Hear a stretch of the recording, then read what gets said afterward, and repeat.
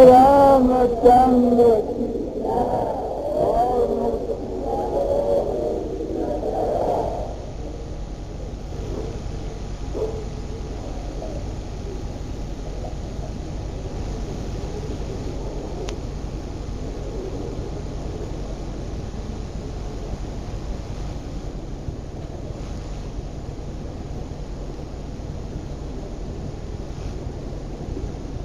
महापुरुषों की जो महिमा की बात कहने के लिए कहा और उनके प्रभाव की बात के लिए कहा,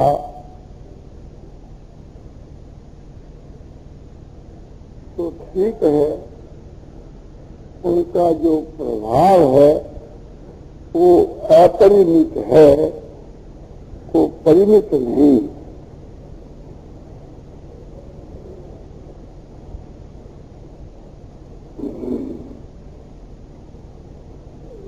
उसके कहने के बीच से वहाँ कई बातों को लेकर के संकोच भी होता है। एक तो इस बात को लेकर के कि संसार के बीच के मां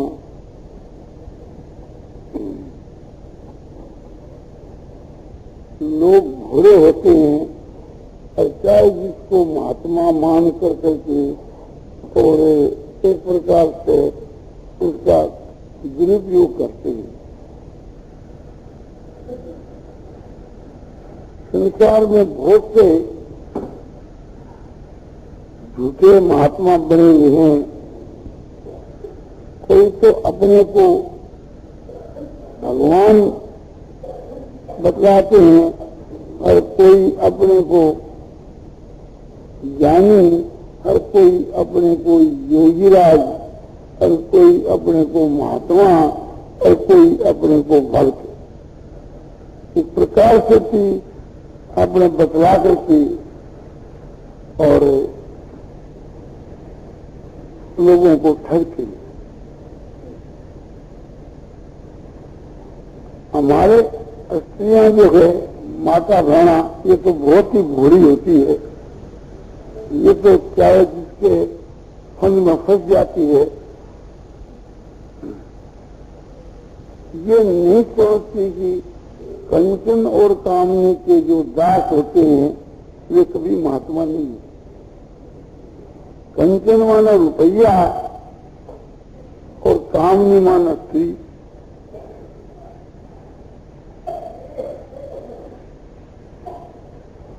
और उत्कोटि के जो पुरुष होते हैं उनमें मान, बड़ाई, पूजा, प्रतिष्ठा, वास्तव में इसकी गंध भी नहीं होती। मान, बड़ाई, पूजा, प्रतिष्ठा को वे बलमूत्र के समान समझ। उन उत्कोटि के पुरुषों के बीच के मां समता होती है, स्वार्थ का त्याग होता है और वे दूसरों के हित में रत रहते हैं। उनका अपना तो कुछ कार्य रहता नहीं। उनका जो कुछ अपने तन मन धन है या जो भी कुछ एक प्रकार से उनके अधिकार के वहां चीज है, वो सब जगत जनार्दन की है। रात और दिन वे उसी काम के वहां लगे रहते हैं। तो ऐसे पुरुष इस जमाने में बहुत ही कम होते हैं। अब ये नहीं, द्वापर युग के बीच के वहां भी बहुत ही कम थे। इसी बात को ध्यान में रख करके भगवान श्री कृष्ण जी ने 7वें अध्याय के 30वें श्लोक में कहा है कि मनुष्याणां सहस्रेषु कश्चित् यतति सिद्धये और यततामपि सिद्धानां कश्चिन् मां वेति तत्त्वतः। अब हजारों आदमियों में से कोई एक आदमी भगवान कहते हैं मेरी प्राप्ति रूप सिद्धि के लिए प्रयत्न करता है, हजारों में कोई एक। और प्रयत्न करने वाले सिद्धों में कोई एक ही पुरुष मुझ परमात्मा को तत्व से जानता है। तो हजारों पुरुष मनुष्यों के बीच के वहाँ समझे जाने लाखों करोड़ों मनुष्यों के बीच के वहाँ कोई एक ही महापुरुष निकल। आज करीब हिंदुस्तान के बीच के वहाँ 40 करोड़ मनुष्य होंगे, और जो ये हिंदुस्तान जो है अध्यात्म विषय का केंद्र है, सारी दुनिया के लोग अध्यात्म विषय की शिक्षा, सारी पृथ्वी के लोग अध्यात्म विषय की शिक्षा इस भारतवर्ष से लिया करते थे। ये बात सुन मनु जी ने कही। ऐसे अध्यात्म प्रधान इस भारतवर्ष के बीच के वहाँ समझो कि 40 करोड़ मनुष्यों के बीच के वहाँ जो जिसको हम लोग महापुरुष कहते हैं, ऐसे 40 पुरुष भी शायद ही हो। तो इससे करोड़ आदमी में से एक आदमी इस गणना से पड़ जाता है। आजकल इस प्रकार से चीज देखने में आता है, कितने सैकड़े हजारों आदमी एक दूसरे को ही महात्मा मानते हैं, और दूसरे सैकड़े हजारों आदमी एक दूसरे को ही, और कितने एक तीसरे कोई, कितने एक चौथे कोई। तो सब जगह इस प्रकार से अपनी अपनी ढपनी सी बज रही है। और समझो कि आपने कितने अपना अपना भगवान बना रखे हैं। कितने आदमी तो समझो कि हमारे देखने के बीच में ऐसी बात आती है, और उनको भगवान के नाम से संबोधन करते हैं, और वह पामर उस भगवान के नाम से अपने को स्वीकार करते हैं। ख्याल करना चाहिए कि जो इस बात को खुद स्वीकार करता है कि मैं महापुरुष हूँ, या मैं एक ज्ञानी महात्मा हूँ, या मैं एक ईश्वर का अवतार हूँ, या मैं एक योगीराज हूँ, या मैं एक जीवन मुक्त ज्ञानी हूँ, उन स्वीकार करने वालों में तो शायद ही कोई श्रेष्ठ पुरुष निकले। ये आपको एक ऊंची बतला दी जाती है, इससे कि आपको थोड़ा समझो कि ज्ञान हो जाए।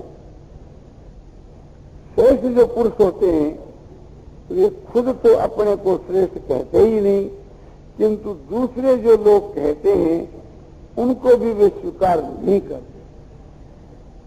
तो संसार के मां जो प्रसिद्ध नहीं है, गुप्त रूप से रहते हैं, उन पुरुषों के बीच के मां कोई महापुरुष हुआ करते हैं।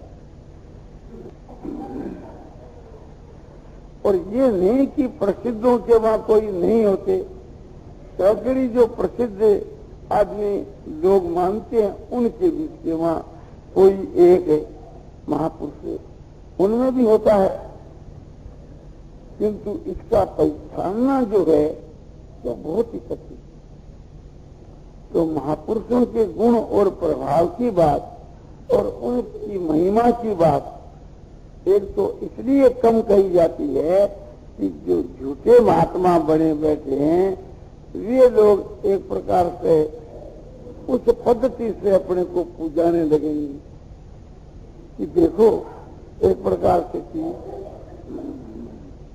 गीता भवन में जयदयाल गोविंद के ने महात्माओं के विषय में ऐसी बात कही, और वह महात्मा है तो मैं हूं। इस प्रकार से आप वो महात्मा बनकर के, ज्ञानी बनकर के, योगी बनकर के और अपने को पूजाने लगेंगे। हम नहीं भी कहें सभी एक प्रकार से थी, है जो कुप्रथा जो चली हुई है या तो बंद होनी मुश्किल कठिन है, किंतु एक प्रकार से थी उसको समर्थन कर देने से और उसको प्रोत्साहन मिल जाएगा लोगों को। और दूसरी बात यह है कि कोई आदमी ऐसा समझ लेता है कि महात्माओं के जो लक्षण बतलाते हैं तो ये एक प्रकार से इसको यह महात्मा मान ले, में यही साथ महात्मा हो ऐसा मान करके और मेरे साथ के बीच के वहां दुर्व्यवहार करने लगते हैं। दुर्व्यवहार ये एक प्रकार से उसकी बड़ाई करनी, उसको मान करना या उसकी प्रतिष्ठा करनी या उसको महत्व देना, ये दुर्व्यवहार है। ये एक प्रकार से थी समझो कि हमने अच्छे पुरुषों से ये बात सुनी है और समझी है कि अच्छे पुरुष जो होते हैं वास्तु के बीच के मां अपने कलंक समझते हैं। माने यह है कि जो अच्छे साधक होते हैं वे भी एक प्रकार से थी अपने मान बढ़ाई के फंदे में फंस जाते हैं तो गिर जाते हैं। तो यह एक बड़ी एक प्रकार से बला है। तो साधक जो पुरुष हैं उनको तो खूब ही सावधान रहना चाहिए। जो अच्छे पुरुष होते हैं वे मान बढ़ाई खुद नहीं चाहते, किंतु दूसरे लोग उनको मान और प्रतिष्ठा देते हैं तो वो अमृत से भी बढ़ करके प्रिय लगने के कारण से थी साधक आदमी उसके वहां फंस जाता। तो इसलिए एक प्रकार से साधक मनुष्य को तो इससे दूर ही रहना चाहिए। और जो अच्छे पुरुष हैं उनको ये उचित है कि मान बढ़ाई प्रतिष्ठा का उनके भीतर में ही त्याग है, किंतु संसार के बीच के वहां एक मान बढ़ाई प्रतिष्ठा से रहित होकर के किस प्रकार से विचरण करना चाहिए, ये बात संसार के वहां आचरण में लाने की बड़ी आवश्यकता है। समझो कि जो इनके किंकर हैं वे तो अपने को पूजाते हैं तो क्यों ऐसा करेंगे। और सच्चे जो महात्मा जो पुरुष होते हैं एक प्रकार से कि वे यदि वास्तव के वहां इस आदर्श को नहीं दिखलाएंगे तो फिर संसार के वहां दिखलाने वाला ही कौन रहा। भगवान ने गीता में कहा है कि यदि यद आकर्ति श्रेष्ठ तब देवी तिरोजन स यद प्रमाणम कुरुते लोकस तदम वर्त। श्रेष्ठ पुरुष यानी महात्मा पुरुष जो जो आचरण करता है उसी के अनुसार दूसरे इतर माने दूसरे लोग चलते। और श्रेष्ठ पुरुष जिस बात को प्रमाणित मान लेता है, प्रमाण कर देता है कि ये बात सही है, उसी के अनुसार भी लोग चलते। और श्रेष्ठ पुरुष जब मान बढ़ाई प्रतिष्ठा को स्वीकार कर लेंगे तो दूसरे जो एक प्रकार के हैं वे भी समझेंगे कि मान बढ़ाई प्रतिष्ठा की निंदा तो सभी करते हैं, किंतु प्राप्त होने के ऊपर स्वीकार भी सब कर लेते हैं।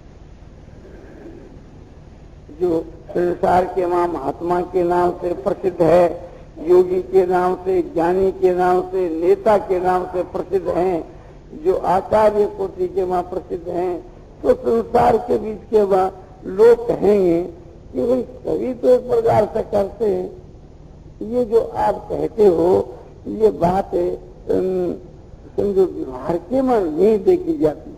और व्यवहार के मान नए आने के कारण से भी उसका दुनिया पर असर नहीं होता। लोग कहते हैं कि ये सब बात कहने की होती है और वास्तव के बीच के मान काम में लेने की नहीं होती। जो हम कहते हैं कि भी गीता के लक्षण जिनमें घटते हैं, गुणातीत के लक्षण जिनमें घटते हैं वे गुणातीत, भक्तिमान पुरुषों के लक्षण जिनमें घटते हैं वे भगवान के भक्त।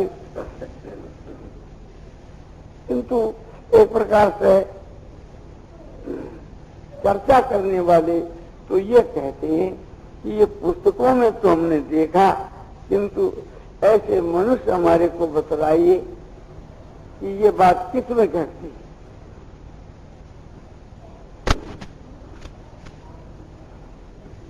नहीं तो एक प्रकार से वास्तव के बीच के वहां यदि ये बात घटनी मुश्किल है तो ये एक उत्तम जो लक्षण है केवल पुस्तकों के वहां ही आदर्श है। तो बतलाने के विषय के वहां आपको उस दिन मैंने बतलाया था कि ऐसे जो पुरुष संसार के वहां नहीं है तो नहीं,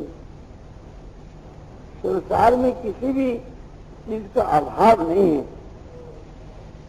किंतु हमारी जो परीक्षा है वो कच्ची है, ठीक नहीं है। हम किसी को महात्मा बतला दें, वे महात्मा नहीं निकलता है, और किसी को हम महात्मा नहीं मान रहे हैं उनमें भी कोई महात्मा निकलाता है, क्योंकि न तो हम सर्वज्ञ हैं और न एक प्रकार से ये विषय ऐसा है कि दूसरा किसी को कोई जान सके। महापुरुषों के विषय में ऐसा ही सुनने में आता है कि वह स्वसंवेद है, परसंवेद नहीं। अभिप्राय ये कि जो महात्मा खुद आके अपने आप को जानता है और दूसरा उसको कोई नहीं जान सकता।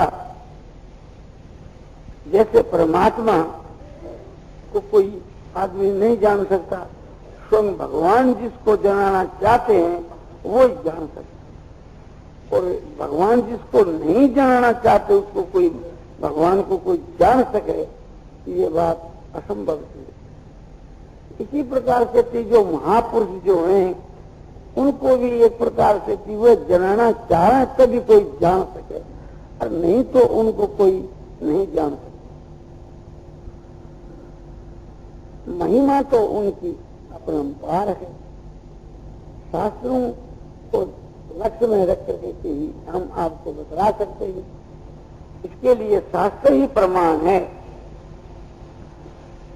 और हमारे में कोई ऐसी करामात नहीं है, ऐसा कोई हमारे के वहां कोई समझो कि विशेष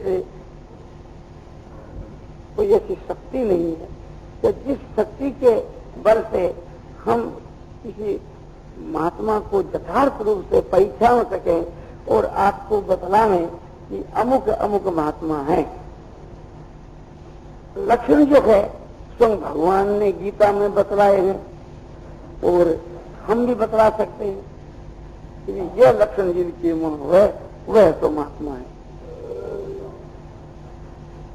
और दूसरा एक उपाय हमने बतलाया था, वो बड़ा सरल उपाय था कि जिसके दर्शन से, भाषण से, शपथ से, वार्तालाप से, चिंतन से हमारे में महात्मा का लक्षण आवे, महात्मा के लक्षणों का प्रादुर्भाव होए, हमारे लिए वही तो महात्मा पुरुष। ये बात एक प्रकार से कुछ युक्ति संगत भी है कि ये बात प्रसिद्ध है कि जैसा करे संग और तैसा चढ़े रंग।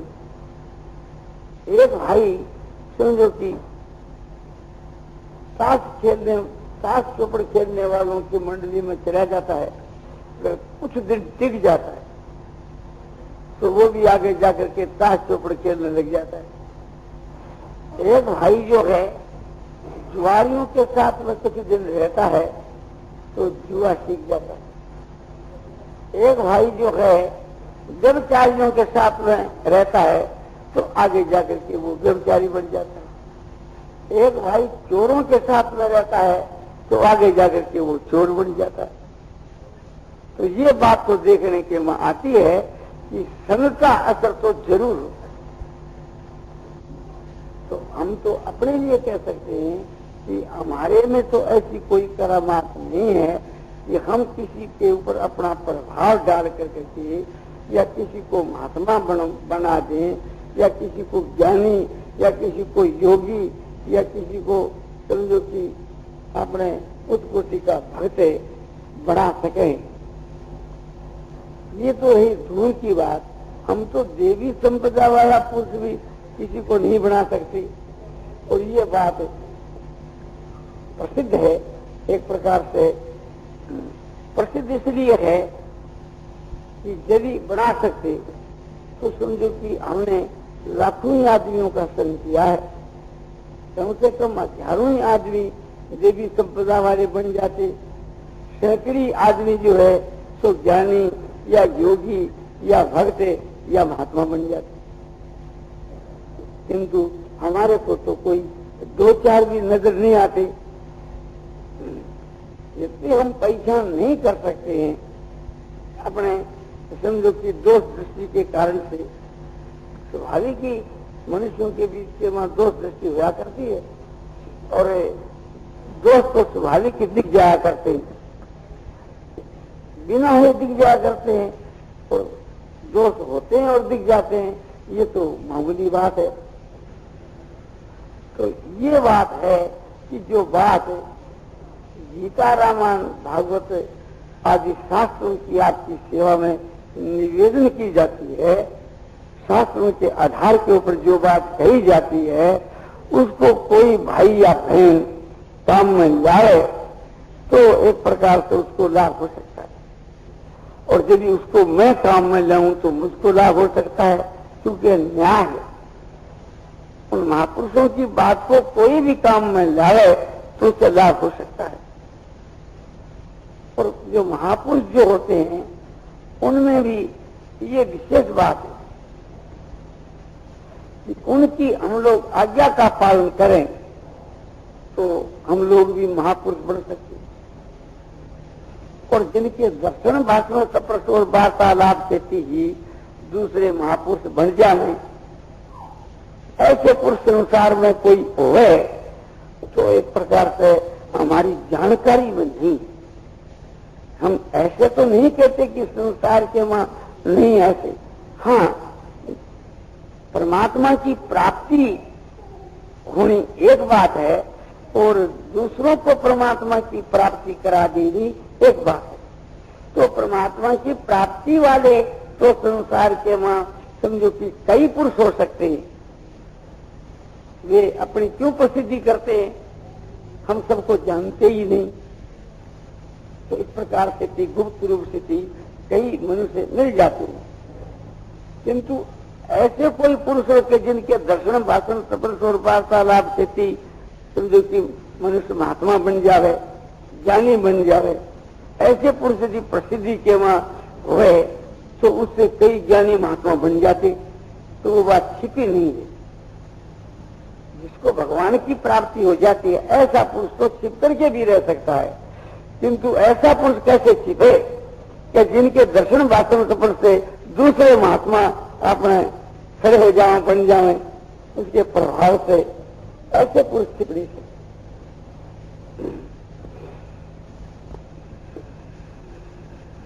तो जो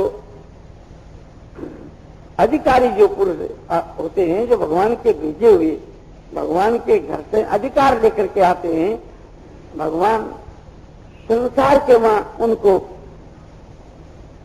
लोगों के कल्याण के लिए जो भेजते हैं, ऐसे जो अधिकारी पुरुष होते हैं उनमें ही ऐसे पुरुष होया करते हैं कि जिनके दर्शन भाषण तपस्या और वार्तालाप से दूसरे लोग भी महापुरुष बन जावे। और महापुरुषों की जो आज्ञा जो माने उसके कल्याण में तो कोई शंका की बात ही नहीं। और उनकी वही बड़ी सेवा है, उनकी जो आज्ञा का पालन करना है। और उससे भी बढ़कर वो बात है, उनकी आज्ञा का ही पालन नहीं, उनके संकेत के अनुसार जो नाचना है, उनके संकेत के अनुसार जो चलना है, या और अधिक श्रद्धा की बात है। ऐसे जो श्रद्धालु जो पुरुष होते हैं वे विशेष लाभ उठाते हैं। और उससे भी ज्यादा वे लाभ उठाते हैं जो उन महापुरुषों के मन की माफक चलते हैं। और मन की माफक चलने का जो उनका अभिप्राय होता है, वे महापुरुषों के मन के हृदय की बात को जान जाते हैं। जैसे पतिव्रता स्त्री अपने पति के हृदय की बात जान जाती है, इसी प्रकार से थी वे उन्हें पुरुषों के हृदय की बात को जान जाते हैं और उससे भी और वे जल्दी लाभ उठा सकते हैं। अधिक परम श्रद्धालु है जो उनके सिद्धांत के अनुसार समझो कि आपने चलते। जैसे पतिव्रता स्त्री अपने पति के छाया की माफक अपने बर्ताव करती है।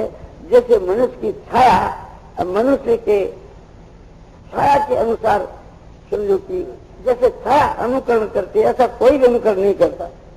तो जो छाया के अनुसार अनुकरण करता है वो तो एक प्रकार से थी समझो कि परम श्रद्धालु है। उसको तो परमात्मा की प्राप्ति शीघ्र की शीघ्र होनी चाहिए और होती ही है। जबकि एक पतिव्रता स्त्री पातिव्रत धर्म का पालन करने वाली पति की छाया होकर के रहती है और पति के संकेत की माफक नाचती है, वो परमात्मा को प्राप्त हो जाती है। फिर महापुरुषों की छाया की माफक जो चलने वाले, उनके मन की माफक चलने वाले परमात्मा को प्राप्त हो जावे, इसमें आश्चर्य ही क्या है। हुक्म की माफक और मन की माफक चलने पर तो एक माता पिता की आज्ञा का हम पालन करें तो उससे हमारा कल्याण हो सकता है। हम एक गुरु की आज्ञा का पालन करें तभी हमारा कल्याण हो सकता है। चाहे गुरु जो है महापुरुष न हो, आज्ञा के पालन का बड़ा भारी महात्म है। और उससे भी ज्यादा महात्म है कि एक प्रकार से उनका अनुयायी होकर के और उनके संकेत के माफक चलना, और उससे भी ज्यादा पावर है उसमें जो उनके मन के माफक है और उनके सिद्धांत के माफक चलना। तो ऐसे श्रद्धालु संसार के बीच में बहुत ही कम देखने में आते। लोग जो है अपने सिद्धांत के अनुसार सभी चलाना चाहते हैं। हम लोग जितने हैं सभी ये चाहते हैं कि दूसरे लोग हमारे अनुयायी बन जाएं, हमारे में श्रद्धा करें, हमारे हुक्म की माफक नहीं, हमारे संकेत की माफक चलें। ये चलाने वाले तो हम लोग बहुत से आदमी, किंतु चलने वाला जो पुरुष है ऐसा आजकल के समय में देखने वाला बहुत ही कम आता है। संसार के बाद हम लोग जितने आदमी हैं, अब जितने हम यहाँ मौजूद में बैठे हैं इस कमरे के बीच के वहाँ, अधिकांश आदमी जो है इस बात को चाहता होगा कि भाई हमारे हुक्म का लोग पालन करें, हमारे सिद्धांत के अनुसार चलें, हमारे में लोग श्रद्धा करें। तो ये तो स्वाभाविक की बात है, किंतु ये कोई गुण नहीं, ये तो दोष है। उस कोटि के जो पुरुष होते हैं तो वे ऐसा नहीं चाहते, उनके मां चाहना होती ही नहीं। उनके बीच के मां एक प्रकार से चाहना सी कहीं दिखती है, किंतु वास्तव के मां होती नहीं। किंतु ऐसे पुरुष देखने में कम ही आते। ख्याल करना चाहिए कि ऐसे जो महापुरुष होते हैं उनका एक तो सत्य के ऊपर बहुत ख्याल रहता है, वे सत्यवादी होते। उनके वचन से